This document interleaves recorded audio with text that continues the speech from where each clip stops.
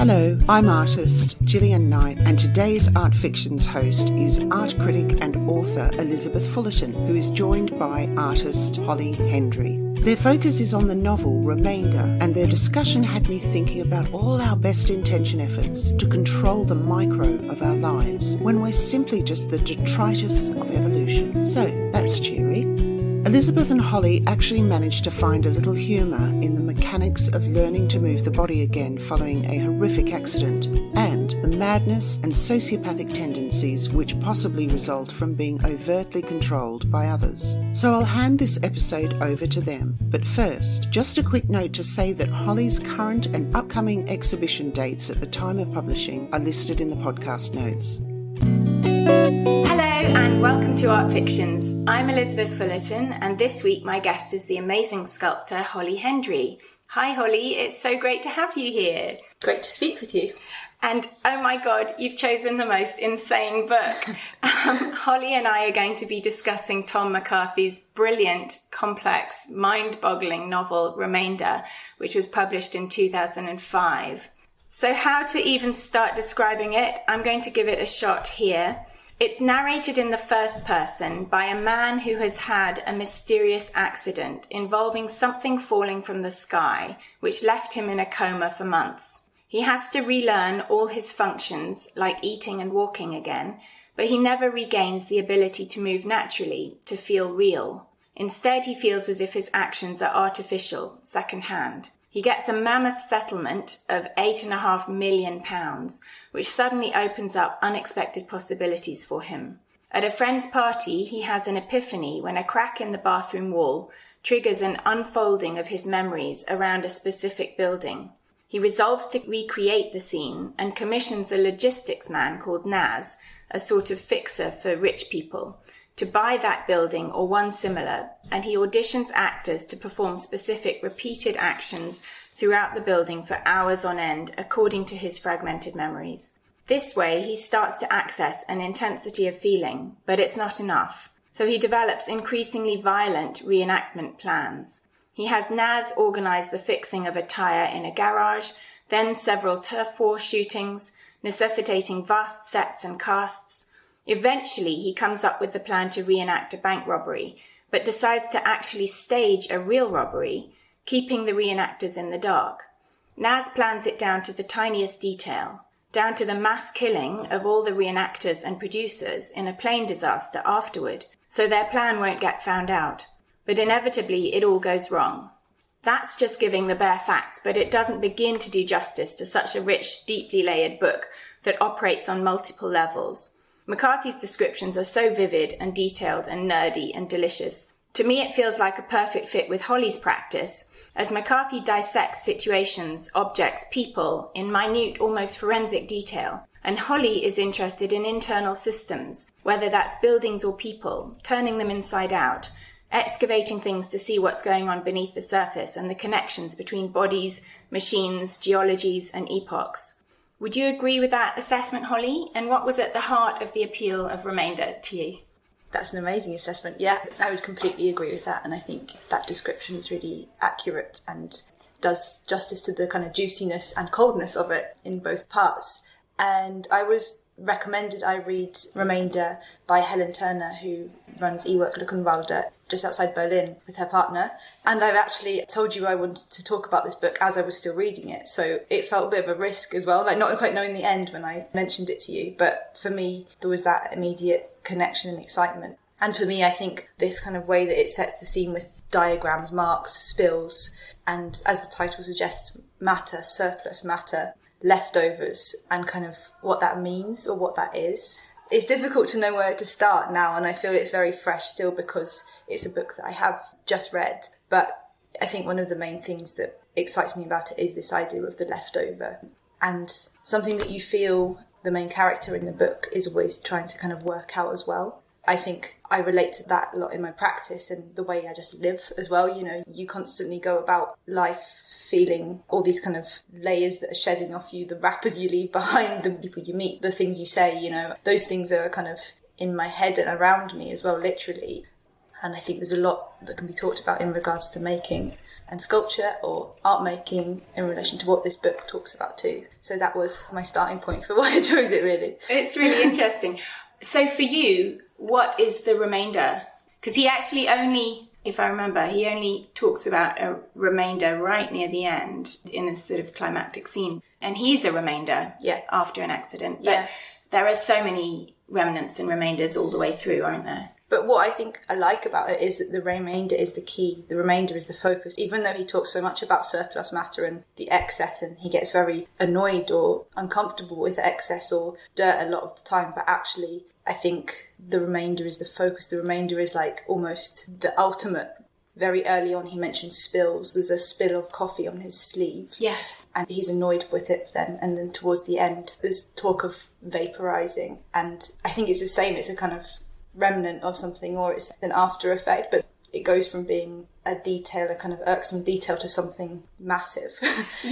And there are lots of spills, as you say, in the book. There's a stain that he wants to recreate exactly in the yard of the building that he buys, and then there's another spillage that he wants to recreate in the garage warehouse that they rebuild, I think. There are several stains that he isn't happy with until he's completely reproduced down to the tiniest detail. Yeah, and it seems so like at odds with the stain. A stain is an accident. It's a thing that's not purposeful, to then recreate it in perfect precision and to make it like the perfect stain. Yes. But it made me think about, there's a part in the book where he talks about prints and patterns as well. I guess that kind of relates, these unintentional marks. And he was talking about shoe prints and tyre prints. And actually, I think pouring plaster and like casting at one point as well. And I think he said turning space hollowed out by action into solid matter. And for me, that's really interesting as well. Like maybe a stain becomes like the proof of an action or a proof of movement or something. I'm still kind of digesting it all. I think it's a book I might need to read a few times or something. I agree. It's sending my mind whirring all over the place. You really feel disoriented and discombobulated, but in a really good way. It's exciting. Yeah. I think that stain idea, that paradox, also relates for me to this paradox of performing repeated actions again and again and again to the point of absolute tedium in order to feel more real. I was thinking about that as well, like even just talking about stains, and I was thinking about that act of repetition through a lot of themes within the book that becomes this kind of act of, I think it's called semantic satiation. It's like the psychological term for when you just say a word over and over again, like banana, banana, banana. Oh, really? Till it becomes completely absurd and loses the initial meaning. The word takes a different shape and form. Yeah. And I feel like he does that kind of with themes or topics as well. It becomes repeated so many times. You feel like you get it, and then he kind of trips you up again at a different point and it becomes something else. But I think, adds a wobbly structure to the book of some sorts. But then he's also so obsessive and compulsive that actually you talk about tripping you up. He, in the reenactments, catered to the need for actors tripping up, and so there's a deliberate kink in the carpet that they've built on, and then eventually that's what they get really tripped up on, metaphorically speaking, because the reenactor in the bank expects to trip up, but there isn't a kink, and so the whole plan goes to pieces. And I think that bit was really interesting because he said he was tripped up by matter, but actually it's the idea of matter that's eventually being tripped up. There's no matter there. What did you make of the narrator? Yeah, I thought it's interesting to read a work of fiction where you don't know his name. You're not given any kind of clues to that other than his voice. And for me, he seems very cold. He's removed. He's obsessive.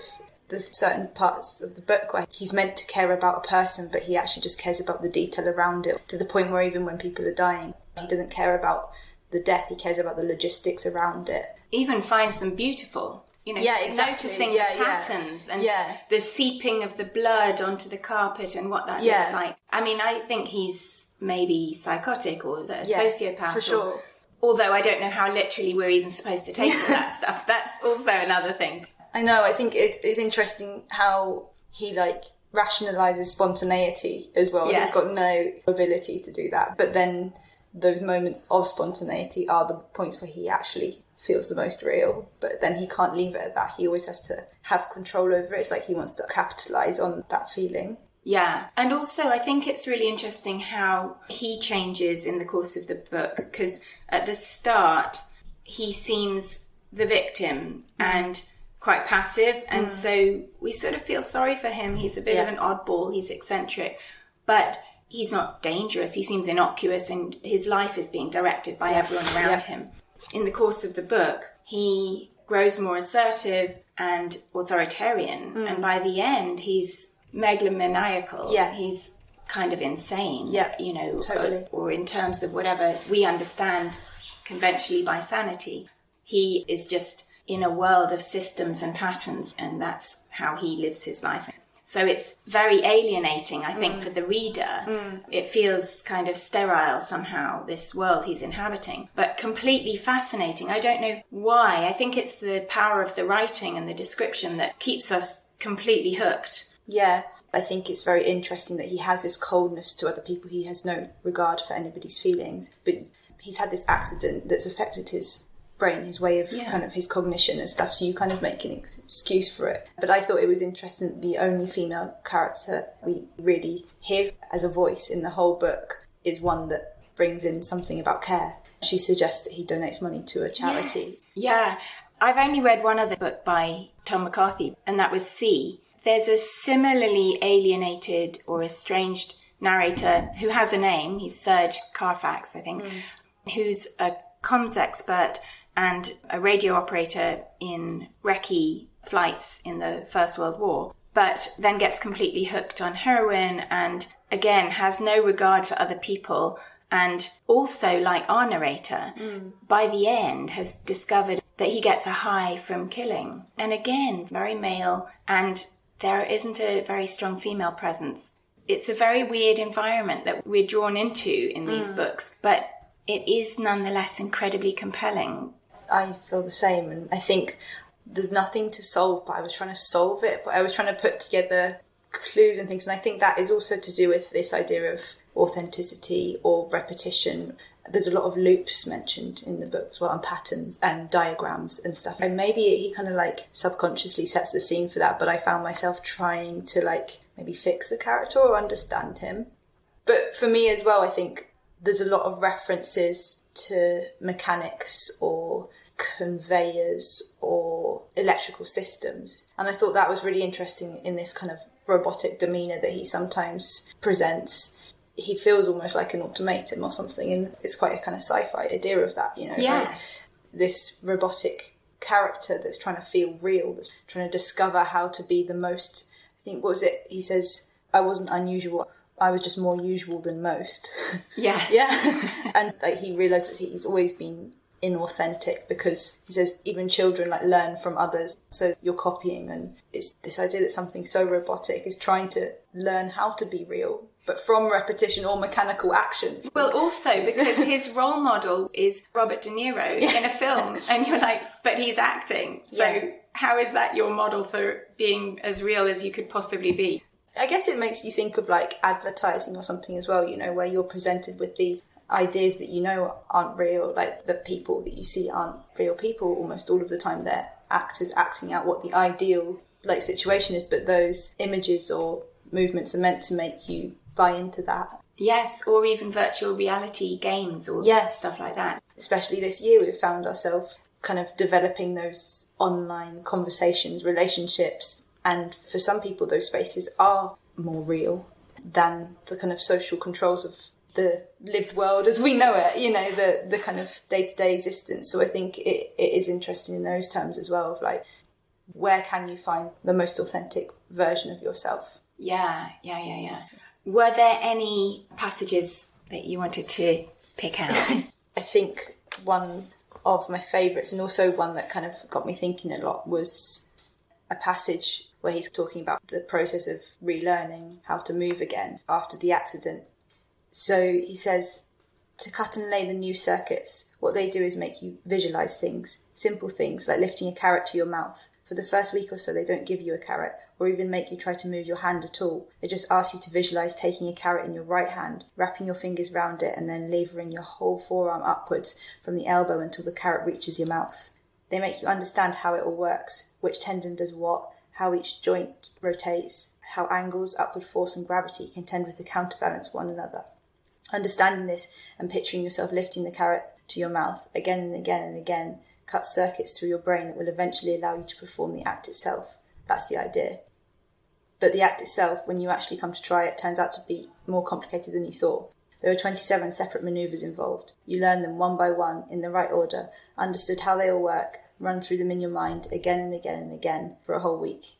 But then you take a carrot, they bring you a fucking carrot, gnarled, dirty and irregular, in ways your imaginary carrot never was, and they stick it in your hands, and you just know as soon as you see the bastard thing that it's not going to work.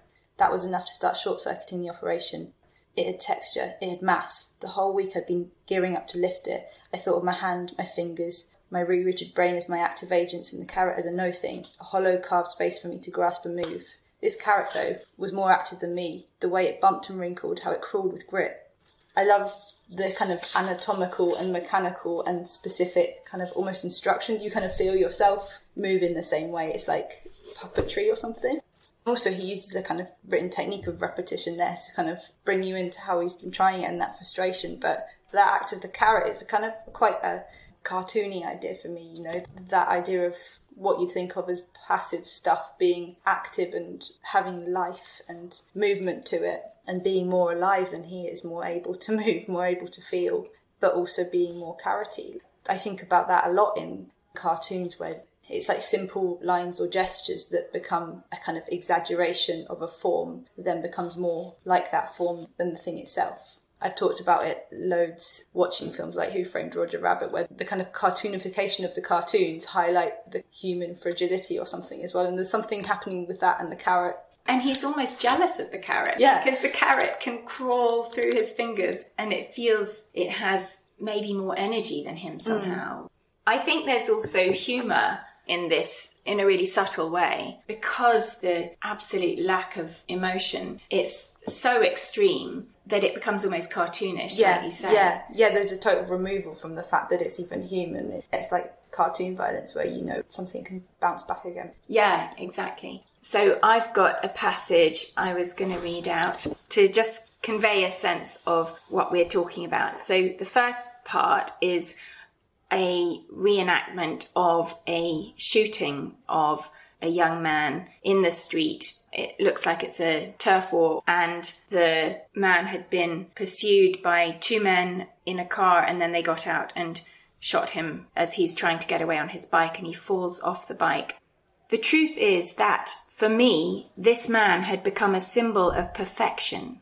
It may have been clumsy to fall from his bike, but in dying beside the bollards on the tarmac, he'd done what I wanted to do, merged with the space around him, sunk and flowed into it until there was no distance between it and him, and merged too with his actions, merged to the extent of having no more consciousness of them. He'd stopped being separate, removed, imperfect, cut out the detour.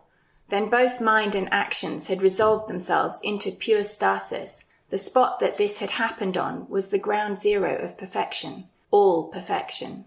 It was sacred ground, blessed ground, and anyone who occupied it in the way he occupied it would become blessed too. And so I had to reenact his death, for myself certainly, but for the world in general as well.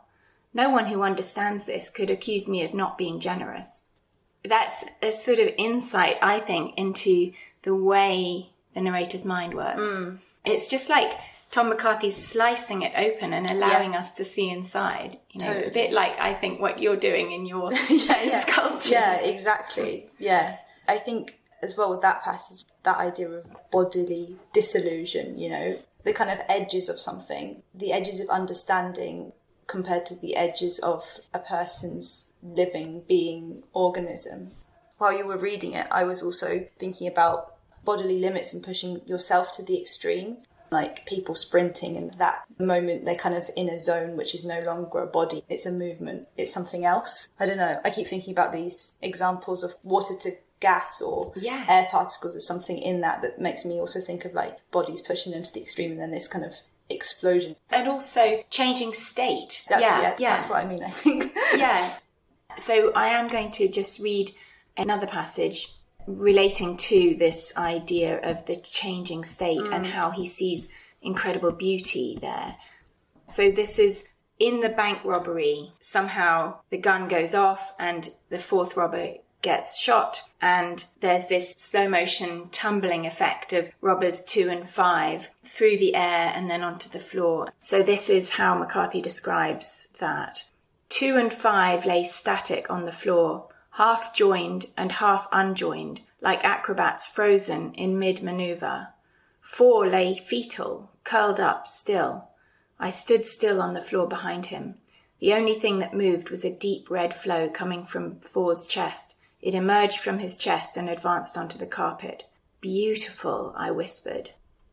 Yeah, it feels significant that he, 1, doesn't give them a name, and 2, doesn't mention blood, or that it's material again. It's like movement and material and motion. And it's just red. Yeah, it's not from anybody in their last moments of life, because he's seeing it as this thing where it's merging with their surroundings. It's like seeing a connection happening or something. Yeah. But again, I'm trying to kind of understand him or make excuses when, there's this strange coldness to the way a death is described. Totally. And I think, you could see a lineage with transgressive literature generally, with Bataille or J.G. Ballard.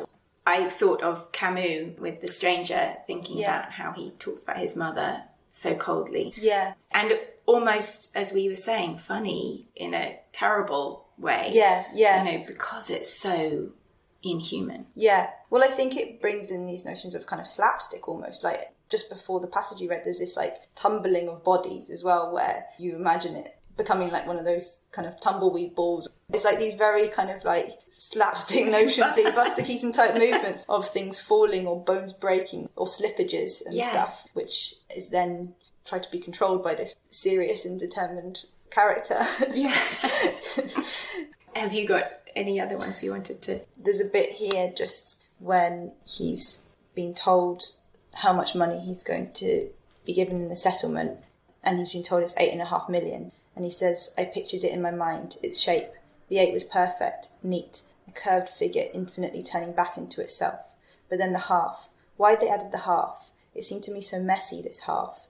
A leftover fragment, a shard of detritus. When my kneecap had set after being shattered in the accident, one tiny splinter had stayed loose. The doctors hadn't managed to fish it out, so it just floated around beside the ball. I remember picturing the sun's leftover fraction, the half. As I walked down the street that day, picturing it as a splinter in my knee and frowning, thinking 8 alone would have been better.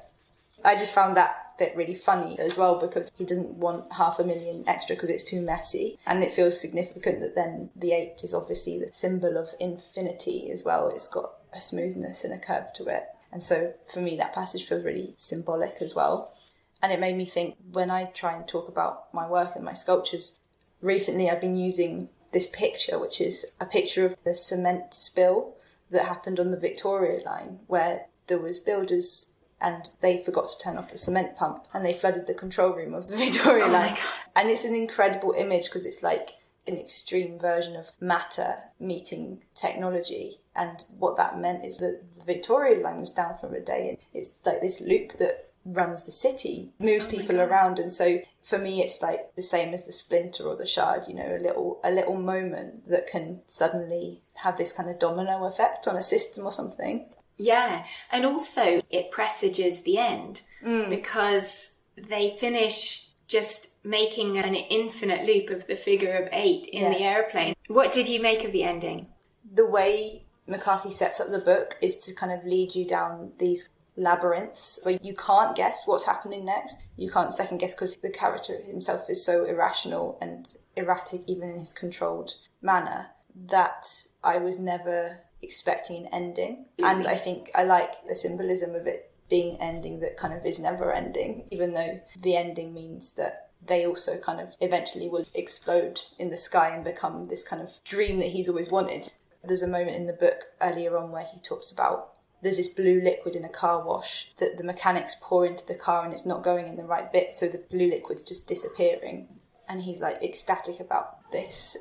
And then he turns on the engine and it becomes like abject material again. It's like the reality of it. And so it feels like the author and the character are kind of living out the dream of disappearing into oblivion. Vaporizing. Instead of being tied to the ground as actual dumb stuff that we all are. Like, you know, instead of that, it's got this kind of spiritual connotation of it disappearing into nothingness. And actually, I think it's really useful, or maybe just interesting, to point out this little factoid, which is that Tom McCarthy has been General Secretary of a semi-fictitious organisation that he co-founded called the International Necronautical Society, which declares on its website that the origins of art lie in transgression, death and sacrifice. And they also say elsewhere in their manifesto, death is a type of space that we intend to map, enter, colonise and eventually inhabit. So he's obviously got a particular fixation on death. That sounds quite sci-fi as well, you know. Yeah. Trying to inhabit death is like one of those... And colonise. Yeah, and colonise it. That's a very different thing, you know. It takes away the kind of human aspect of it, for sure. Yeah. One thing I read in a review that I hadn't at all picked up on or thought about was that someone suggested that the narrator could have died in the accident. That's really interesting. I never thought about him dying as well in the accident and that being all a construct, but it would make sense.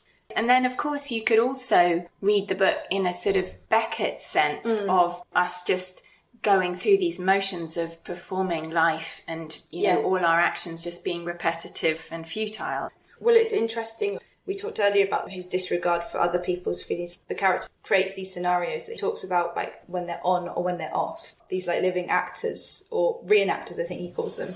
There's no regard for them having a life. It's like an ownership thing or something. Yeah. Maybe I'm going off topic from what we were talking about, but there was that really interesting moment where there's a pianist that needs to keep getting things wrong and repeating. And then he realises the pianist has recorded himself and is playing. So it's like this repetition of fakery within it, because he gets infuriated at the idea that the pianist would then record himself and that recording is fake and not true. Yes, and I think it's just a very interesting moment where it's all kind of digesting itself or something. It is a hall of mirrors, isn't it? Yeah, totally. And I love it. I think it's so fascinating, but it sends you just spinning in so many different directions, which is why I think it's such a brilliant, brilliant book. Someone else suggested that it could be seen as a metaphor for the creative process. Yeah. It sounds like very cringy to think about it in the creative process for me, but then I think there's very specific points, you know, where it's like, how far do you go? What's a moment of truthfulness within creating something and what's not? I think those moments and those questions that are asked in the novel are really interesting in terms of, creative processes as well. That makes a sort of neat segue into your practice.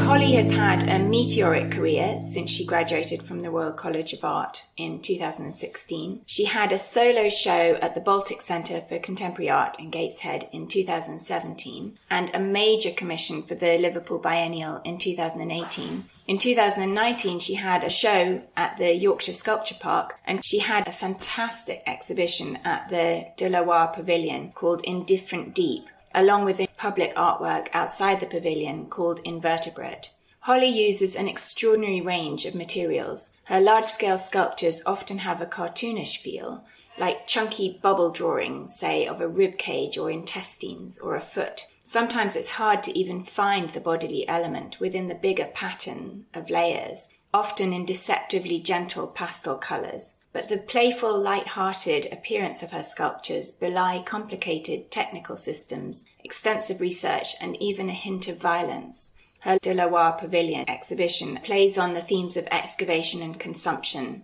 the idea of maybe excavating history, time, bodies. Some of the sculptures resemble fossils in some aspects. Others look like they've been sliced through to reveal layers of strata and interior systems. A white sculpture looks like a skeleton, another looks like an attractive abstract sculpture, and then you notice it's topped with a large nose. And if you go round to the side, you can look up its nostril and look out the other side. So Holly seems to be tying the body to deep time. The walls look eaten away, and there are giant bite marks. In fact, the culprit might be the worm-like sculpture outside, which reminds me of the very hungry caterpillar from the children's book. The gigantic worm resurfaces on the first floor balcony and the roof of the gallery as if it's burrowing deep into the foundations of the building and eating away at them. Holly, where does this interest in excavating systems and connections come from? I think it exists on quite a few levels without making that sound like a pun. One is my own desire to always trying to figure out something, to peel back the skin and figure out how things are held together, or not a literal skin, sometimes, a wall or a floor or something like that. And also the question of fullness and emptiness, flatness and fullness, where those boundaries are. And for me, this act of pulling back a surface is related to the edge, which obviously relates to our conversations about the novel as well, where we shift and morph and become other things. Embodiment, really. A lot of these ideas relate to embodiment, but also can sculpture or can spaces be made from removal as well as adding? And that, for me, is addressed in quite a practical sense. That's why I use cross-sections, I use mould making, I use things that really do relate to that kind of cut or slice or fill or empty as well. Those actions that almost physically deal with the spaces and stuff. I'm also relating to a lot about the kind of structures set up in medicine, science or architecture that sometimes feel quite controlling or specific, this idea of to see is to know. And as an artist, I come about it from a perspective where I don't know, but there's ways that I'm feeling or I'm trying to figure out that isn't through seeing. So these physical making acts become points of kind of learning for me, or unlearning, or that kind of value of not knowing, and trying to kind of show that through sculpture. I think especially living in London, I spend a lot of time underground, like travelling under the tube and stuff, but maybe it's similar to what we spoke about the cement spill or the knee fragment or something. There's like very little moments that then bring you to another place or make you think about a different way that something works. And I think in reference to what you're saying, I try and do that with the sculptures as well. Yeah, and those are moments that most people are oblivious to, actually. We're all travelling on the tube all the time without thinking, God, we're actually deep underground in this weird tunnel, and why and how and what does that mean? And is there a connection to other deep tunnels, either inside us or other tunnelings that, we're not necessarily thinking about? And also in a larger sense, how we live, where we live, how we treat people and stuff, what bodies have been excluded from that situation or what bodies have been included, and how can we use objects and stuff to talk about those aspects as well of how we treat other things. Yeah. And that's not in a preachy sense. I'm always approaching things quite practically, or trying to problem solve it, and then sometimes don't know what the problem is.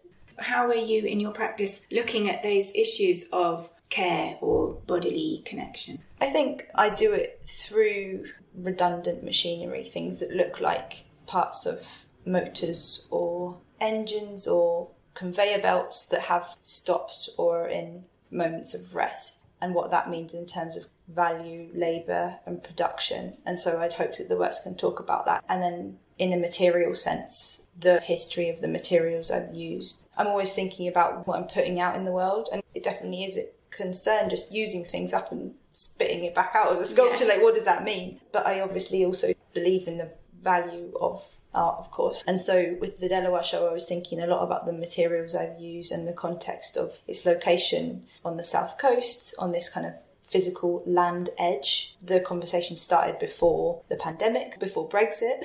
A lot has happened in the time politically and socially as well. And so a lot of the materials are products of that, like the floor and the walls in the Delaware are coated in MDF, which is a very regular building material, which was donated to me from a local builder whose building project had ceased because of COVID. So the whole project hadn't survived the pandemic and they were trying to get rid of it. And I felt quite alarmed by seeing this amount of mass material that was surplus matter, really. And so they offered me the opportunity to use it, and I was like, no, I can't. It just felt too much. But then I thought about it and I thought, actually, maybe it's worth addressing that feeling of horror of seeing mulched up wood kind of rationalised and made into these panels that then goes into making another space. Anyway, so the MDF became this material that seeing laid out in front of you in a gallery is like the kind of horror of it being, where's all this stuff come from and where's it going to go? And I wanted to lay that out for people to see that element. And afterwards it will go on to be donated to local people to maybe build artist studios and stuff. So it's got this onward life.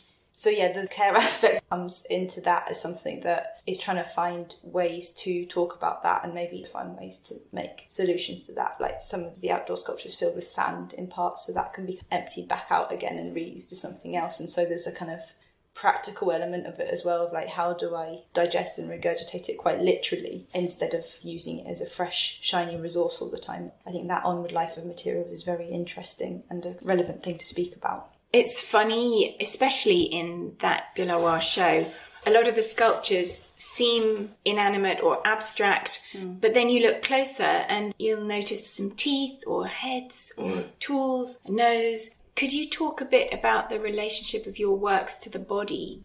Yeah, they're kind of hybrid portraits in a way, not of me necessarily. They kind of flip between figure and abstraction. And I think for me, that's the technique of animation. A massive part of my practice is always trying to find this space between deadness and animation, what makes it alive. And a lot of the time, if there is something quite overtly figurative, suddenly it does become a body. And so what happens if you're mashing those machinic elements with something that has toes? You know, there's a comedy aspect of that when they're larger than life as well, but they also bring you into the internal of a body. So for this show specifically, I was really trying to picture the building as some form of body that's being eaten and become porous. And so as a viewer, you're inhabiting that space, you're already inside it. So it felt kind of necessary to have these quite direct suggestions of that body, to infer that with the architecture as well. I was really thinking about this aspect of X-rays and imaging of bodies, especially with the windows of the De La Warr. There's this real relationship to the outdoor work and the inside show that kind of coexist. And these windows kind of became an X-ray into the body of the building. It's interesting how like a lot of modern architecture has kind of responded to medical situations at the time. Beatrice Colomina's written an amazing book about X-rays in architecture, basically, and she speaks about Le Corbusier and Le Corbusier's glass and the kind of visibility to that in relation to like tuberculosis and the development of X-rays that were happening, this idea of kind of seeing in health and visibility, because everything became white clean and being able to be see-through. Fascinating. And he really tried to take his buildings away from the ground. He put them on stilts and was kind of all about fresh air and stuff like that. But for me, the show was changing as a pandemic was happening as well, and I was also thinking so much about the ground, the wetness, the dryness of the ground. But there's that aspect of maybe bringing the architecture as something that's felt in a bodily sense, but also relating to the earth and the ground. I mean, maybe I'm a psychopath like this guy and I'm trying to merge bodies to the ground as well. But there feels something relevant there about the ground and the body. I have a question in here. You push materials to extremes, a bit like in Remainder, and his character has something cartoon-like about it. It's so extreme, and his attitude to violence, we're kind of not sure what to do with him or how to respond. I wondered if you see anything of yourself in the narrator of Remainder, aside from, obviously, the psychotic and sociopathic tendencies. Well, I definitely don't want to blow people to smithereens. But I think the element of control is really interesting, because as an artist, you feel yourself very aware of that in every aspect. Making the public outdoor work, I had to work with white wall fabrications who helped construct the work, because my welding wouldn't be safe enough to endure outside at the seaside. And I don't usually do that. I usually make it all myself. It's like just me, just my hands, and maybe my partner or a mate helping out as well. It's just, there's not much letting go, because it's all the decisions that happen as it's going along. And so yeah, it did make me think about that as I was reading it. But the act of unknowing is really important for me as well. A lot of the time I'm trying to make to a material idea that sometimes seems impossible, and the kind of act of invention as I go along really is apparent in the work. There's a weird relationship to control and lack of control, and where I kind of use them. Maybe you're more at home with the lack of control. You sound like you actually welcome it as well. Yeah, but it's similar to his character. I'm like controlling the uncontrolled, you know? Yeah. I'm trying to decide when I don't need control and when I do.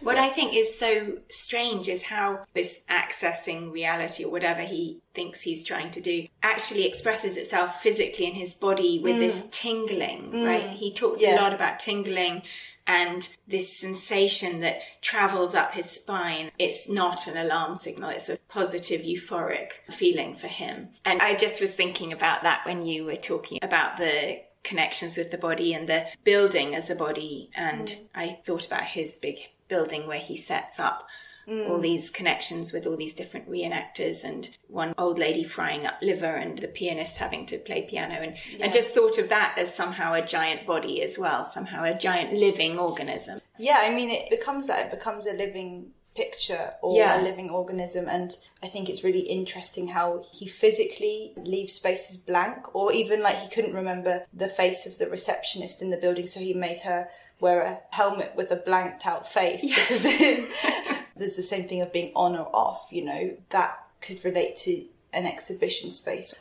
I have worked in the Delaware show that there's one that's on a timer that comes on for 30 seconds every hour or something. So it becomes about different measuring devices or something as well. And similarly, he finds measuring devices in like how much of the smell of cooking liver comes through the kitchen or something. There's a right amount. Exactly. But also in that show, you have blank spaces that are built into the work that I assume have the same importance as the filled in spaces, and they clearly have a role to play. But I think that ties in as well. Yeah, I think the holes create a lot of presence. Yes. And the holes are such a massive part of the show. They become this kind of an architecture. They're like part of the physical building that's been taken away. I was really excited when those holes could create this presence. But in cutting them through the walls, they also kind of slice the space as well. And I was really interested how they create an image with the space. I do it in a lot of the shows that I make, like the Baltic show you mentioned as well. It had a kind of bone-shaped hole in the wall of the outside gallery, and it makes a cutout of the space inside and does a specific image of it. And that's a kind of repeat of a cross-section in a way, where it's a kind of slice of an image. So yeah, I think that resonates with me with this idea of a living picture or a tableau vivant aspect, where it goes from being an image to something that you then enter and you occupy the space of. What about the materials, by the way? Looking at your list of materials for Phyllis, the sculpture inspired by a digging machine of that name that was used for the crossrail construction that you made for Selfridge's art block. The listed materials are building rubble, steel, jesmonite, pigment, ash, charcoal, soap, foam, marble, aluminium, grit, and lipstick. What determines your choice of materials? The choice of materials are really determined by the surrounding context of the work as well. So for Phyllis, the work was based on a crossrail digging machine named Phyllis that dug under the site where the sculpture was. After she had dug her journey, I guess the crossrail team decided that she was too big and heavy to excavate. So instead they just got her to kind of veer off to the side and in effect kind of dug her own grave. And so they then bricked her up, and she's under the ground now as this kind of time capsule in a sense. Yes.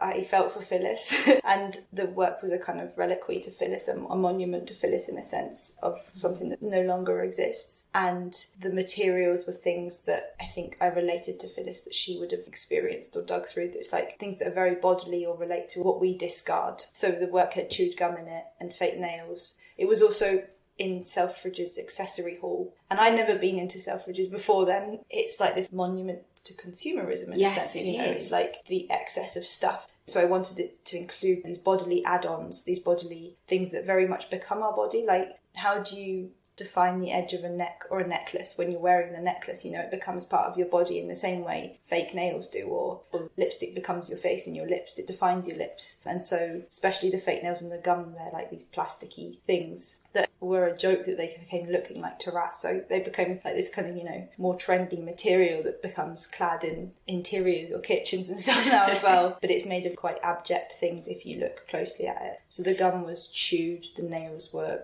discarded ones, but they were also fake things. They were plastic, but it's not plastic that we see as plastic. It's plastic that becomes a bodily appendage of some way. Yes. And then the rubble was from the site itself, so it was like this kind of element of dirt that is referencing the kind of void below. So in that sense, yeah, the materials were like extremely important to talk about the ideas behind the work as well. And with the Delaware show, there's a lot of aggregates that come from the brickworks that relate to those processing mechanisms. I used a lot of sand in a lot of the works because the Delaware itself is like being battered by the elements. It's like this kind of building that's a cliff on the edge of the sea that's constantly fighting it. For me, it became really interesting to use sand as a material that's like something that is used to erode. It's like you can sandblast something or sandpaper, but it's also the product of erosion. It's like stone broken down into sand, and it's constantly moving. It makes glass. It's like all these things that I was relating very much to the site. Yeah, so the sand became a really big part of that show, as well as the chalks and the clays that were the kind of colours of the surrounding, really. That show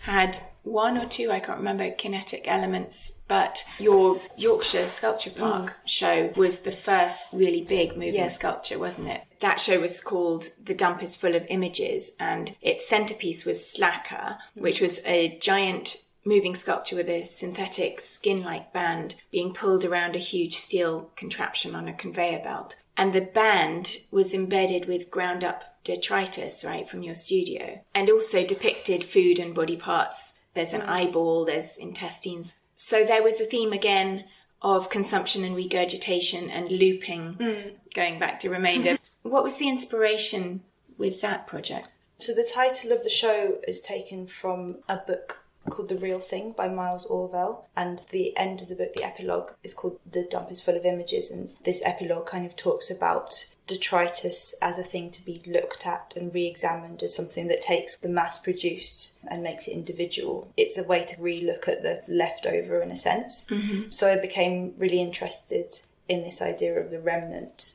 At the same time I was thinking about this, I was living in Rome, and I was looking at lots of ancient Roman and medieval reliquaries as containers of holy body parts and kind of depictions of rubbish, like the unswept floor mosaic that kind of becomes a memento mori in a sense, because it's like the remnants of a big banquet that then depicts like fish bones and chicken legs made into mosaics and kind of preserved forever as a floor. And I was just blown away by that. And so how all these kind of discarded objects and images talk about living as well. I like the idea of the dump is full of images in relation to the Yorkshire Sculpture Park as well, and its history with how it was made as a sculpture park. And then the building that the work was in was being made at the time. It was in the Western Gallery at Yorkshire Sculpture Park, and it's this incredible building that's cut out of the land and is very low and long, kind of similar to the Delaware in a sense. I was standing in the space as the building was being built, seeing Henry Moore's outside and thinking, God, what is my sculpture in relation to that? It's like, it's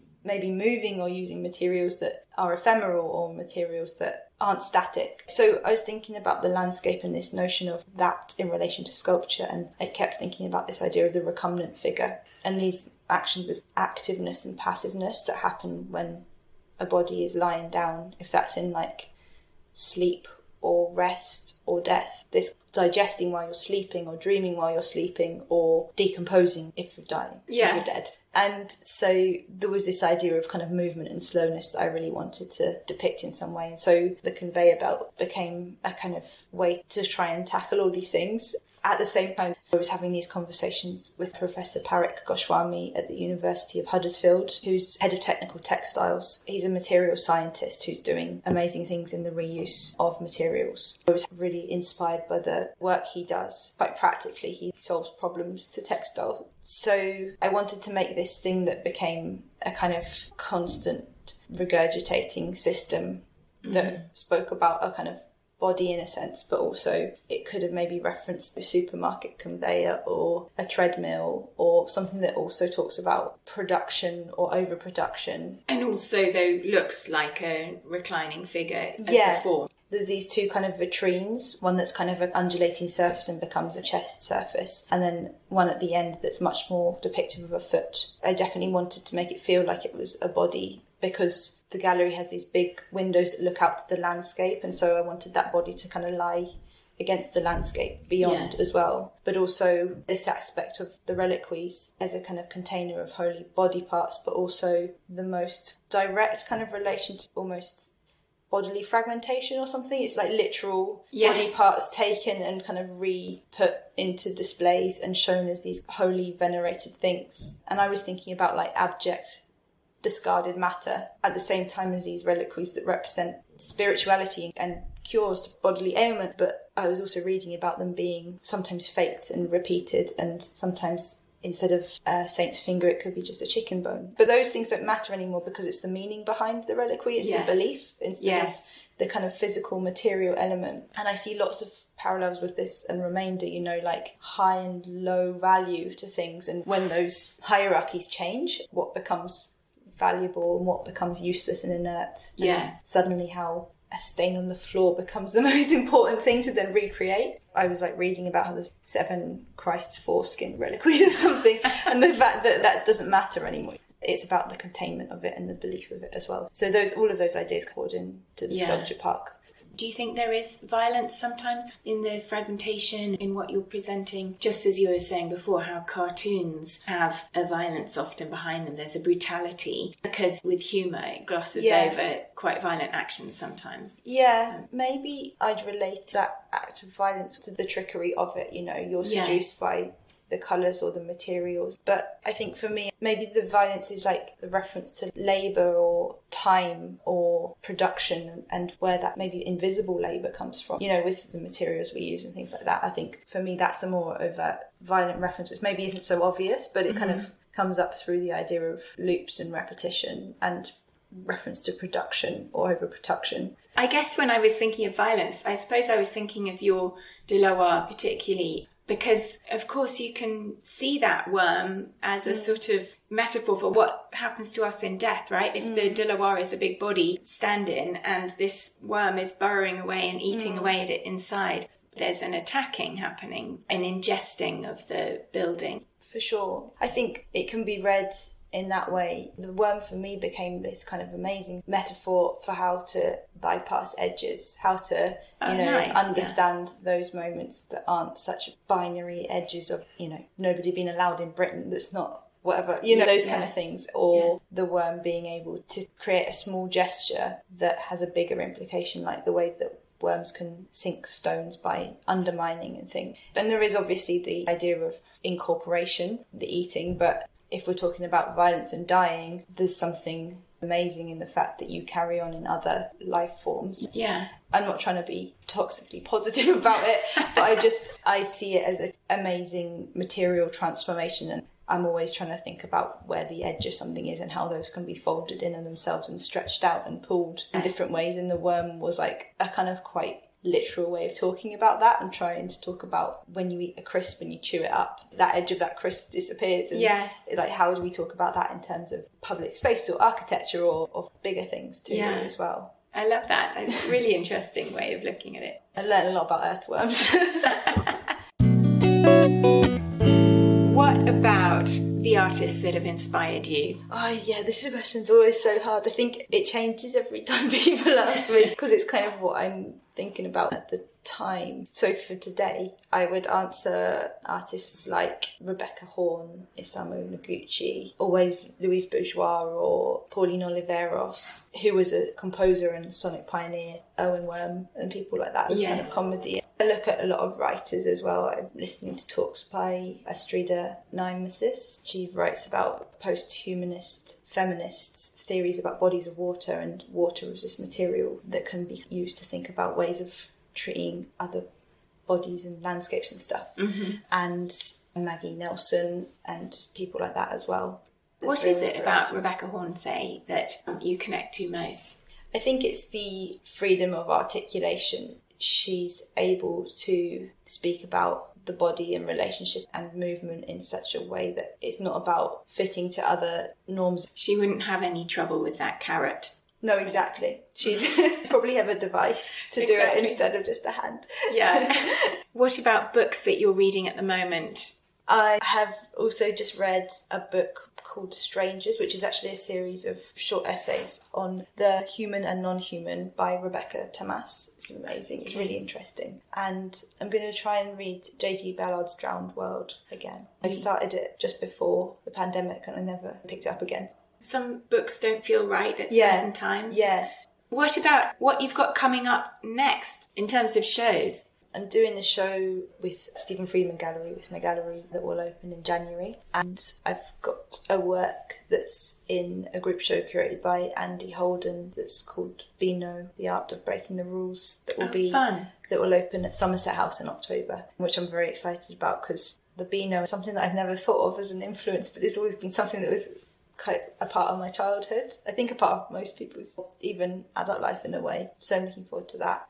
anyone who hasn't seen Invertebrate at the De La Warr Pavilion, it's epic and well worth a visit, and it's up until the 12th of November. She's also in the Arts Council UK touring exhibition, Breaking The Mould, Sculpture by Women Since 1945, which is touring, so you can catch Holly's work in a number of places. So it just remains for me to say thank you so much, Holly. It's been a total delight to have you on Art Fiction. No, thank you. Thanks for chatting. It's been really, really fascinating to hear all about how you relate your work to remainder, so thank you. No, I hope we did it justice. I think I need to go back and reread it again now.